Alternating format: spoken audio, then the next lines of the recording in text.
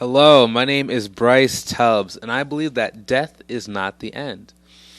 So, in my business, I have an e-commerce business called BNW Products, and you know, over the years, it's always kind of died.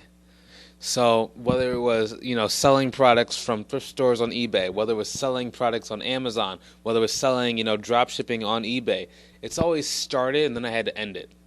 Then it started again and ended. But death is not always the end for that because every single time that I kind of, what is that called? Either reincarnate or rejuvenate the brand, then it tends to grow a little bit faster and a little bit farther, right? So this year we're hoping to do about, probably for that one, I'm hoping to do about 200,000 in sales with a 30% margin as a result of that business. Because before we've done a high amount of revenue, but the profit just was not as exciting as what it needed to be to grow it. So, but it's just funny that death is not the end. A lot of people think that failure is death. I've had to close down that business a number of times, like fire everybody who was a part of it and just say, okay, we're done with that.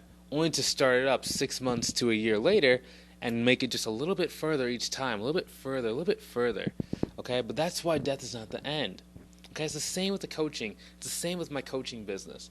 Um, Sometimes consultation calls don't close, but that is not the end of the trail. There's always going to be another consultation. There's always going to be more clients. There's always going to be more people for me to help.